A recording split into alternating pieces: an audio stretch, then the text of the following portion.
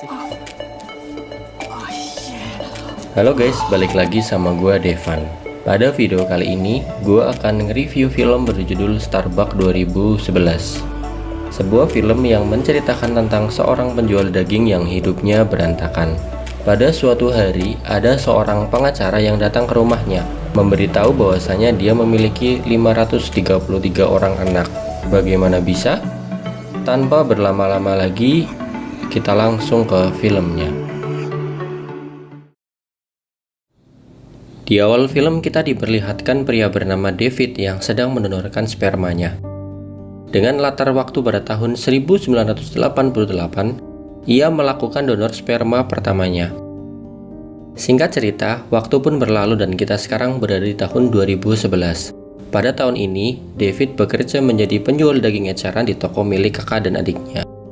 Mereka selalu dikejar-kejar oleh para rentenir.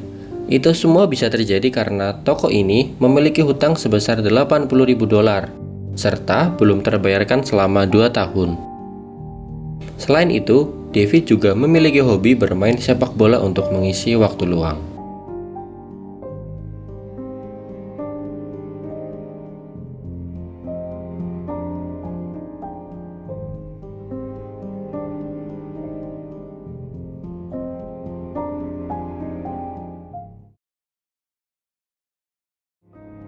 Selepas bermain sepak bola, David dipaksa oleh kakaknya untuk mencari pinjaman di berbagai tempat.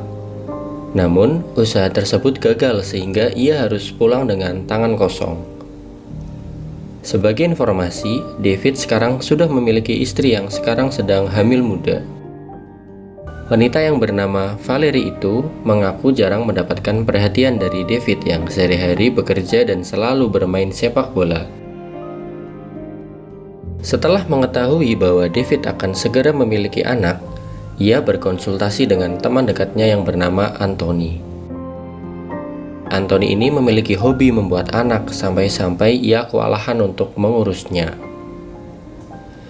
Di akhir nasihatnya, ia menyarankan David untuk menggugurkan kandungannya. Di suatu ketika, David yang baru saja pulang bermain sepak bola malah dikunjungi oleh seorang pria yang bernama Chamberlain. Usut punya usut, ia berasal dari sebuah klinik pendonor sperma yang dikunjungi oleh David 23 tahun silam. Tanpa basa-basi, Chamberlain memberikan kabar bahwa David sudah mendonasikan spermanya sebanyak 693 kali selama 23 bulan dari tahun 1988 hingga tahun 1990 menggunakan nama samaran yaitu Starbuck. Atas donasinya tersebut, ia mendapatkan imbalan sebesar $23.000 secara cuma-cuma. Selain itu, atas keaktifan David dalam mendonasikan sperma, ia sudah memiliki 533 orang anak, yang dimana sebanyak 142 orang diantaranya ingin mengetahui identitas si pendonor. Gak bisa dibayangin sih, baru pulang bermain bola, tiba-tiba dapat kabar kalau ia udah jadi bapak dari 533 orang anak. Spontan langsung membuat Anthony shock dan ia menyarankan David untuk melakukan gugatan balik. Anthony bersedia menjadi pengacara yang saat ini ia tidak sanggup membayarkan pengacara. Dari 142 orang anak yang ingin mengetahui sosok Starbuck, David pun memilihnya secara acak dan didapatilah satu nama bernama Ricardo. Persis seperti David, Ricardo memiliki hobi bermain sepak bola, sampai-sampai hal itu membuat David lupa diri dan ia sangat bersemangat mendukung anak biologisnya. Di urutan kedua, David menghampiri pemuda yang bernama Marco, dan ternyata ia sudah bekerja menjadi seorang bartender. Namun, dikarenakan Marco berkeinginan untuk mengikuti audisi menjadi artis, David pun berbaik hati untuk menggantikan tugas tersebut secara cuma-cuma. Beruntung upaya David tidak sia-sia, Marco sendiri dapat lulus dalam audisi itu.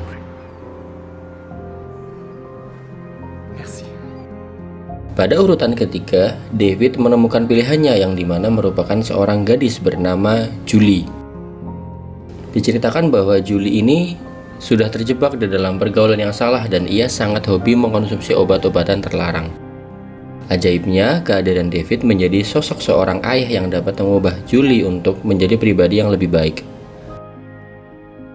Apalagi perkataan Julie yang bukan merupakan bualan belaka, melainkan ia telah berubah 180 derajat. Sejak saat itu, David sering menghampiri anak-anak biologisnya yang tersebar di sudut kota.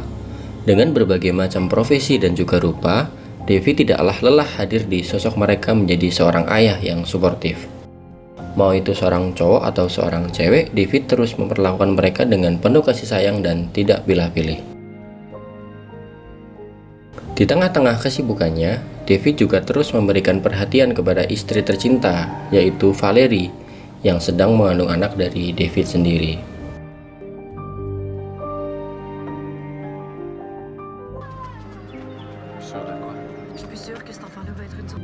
Setelah itu, barulah ia melanjutkan pencarian demi anaknya yang tidak pernah mendapatkan kasih sayang dari seorang ayah.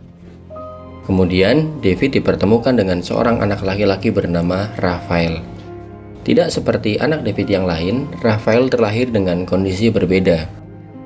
Di sini, ia tersadar bahwa ia diberikan tantangan baru untuk merawat anak dengan berbagai macam latar belakang yang berbeda. Tidak hanya sampai di situ, tepat setelah bertemu dengan Raphael, David yang sedang melakukan pengawasan terhadap anak berikutnya pun malah tidak sengaja menghadiri sebuah acara oleh anak-anak remaja yang ternyata seluruh anak-anak tersebut merupakan anaknya. Dan mereka semua sedang mengadakan sebuah pertemuan untuk mencari sosok di balik Starbucks.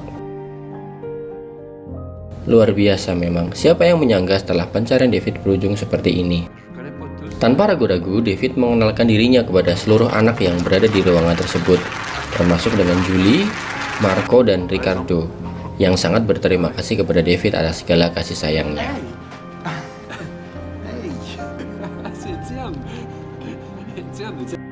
Setibanya di rumah, David kembali diteror oleh para rentenir yang terus menagih hutang sebesar $80.000. Jelas hal tersebut selalu memberikan rasa trauma kepada David yang kali ini harus dihampiri oleh seorang pria. Setelah dicari tahu, ternyata ia merupakan salah satu anak biologisnya. Sayangnya, anak tersebut tidak dibesarkan dengan kasih sayang, melainkan ia dibesarkan dengan cara yang keras. Mendengar apa yang diceritakan, David pun langsung memberikan kasih sayang sebesar-besarnya kepada pria itu. Tak peduli sesibuk apa dirinya, mau itu ada kerjaan atau David sengaja menghabiskan waktu dengan anaknya itu. Tidak lupa juga, David menemani untuk berkunjung ke keluarganya yang cukup jauh dari pusat kota. Pertemuan keluarga kali ini, David, kakaknya, dan adiknya terus berbagi cerita kepada ayah mereka yang bernama Igor. Tidak lupa, David juga bercerita tentang hutang yang tidak terbayarkan sampai saat ini.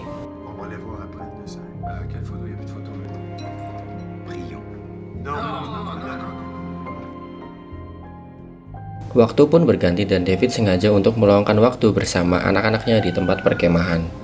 Kali ini, David benar-benar merasakan rasanya bersenang-senang dengan anak sendiri. Bukan lagi 1, 2, 3, tetapi ratusan anak.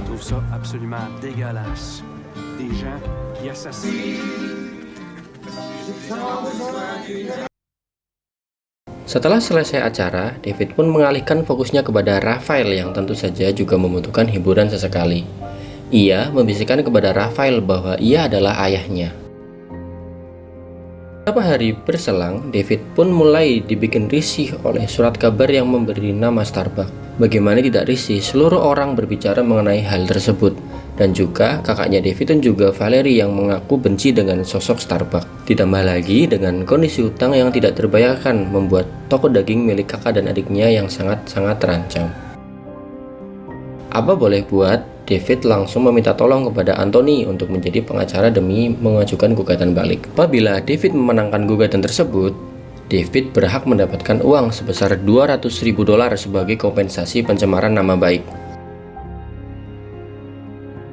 Dan hanya butuh waktu 3 hari sejak persidangan itu untuk memenangkan perkara ini. Tetapi, sungguh di luar angkasa, kemenangan David membuat anak-anaknya tidak bahagia, dan mereka semua tidak lagi respek dengan ayahnya sendiri. Pada kondisi tersebut, David sungguh membutuhkan masukan-masukan dari setiap orang. Apakah keputusan tersebut sudah tepat atau malah sebaliknya? Untungnya, di akhir cerita, ia mengaku kepada ayahnya yang bernama Igor bahwa ialah sosok di balik nama Starbuck. Mendengar hari itu, Igor tidak marah sama sekali, melainkan bangga kepada anaknya. Mengejutkannya, ia juga bertekad untuk membantu David untuk melunasi hutang-hutangnya dan menyuruh David untuk segera berada di samping anak-anaknya. Atas saran dari ayahnya, David tidak membutuhkan waktu yang panjang untuk mengirimkan kabar ke seluruh jurnalis berita. Sambil menunggu berita heboh ini, David bergegas menemani Valerie yang sebentar lagi akan melahirkan.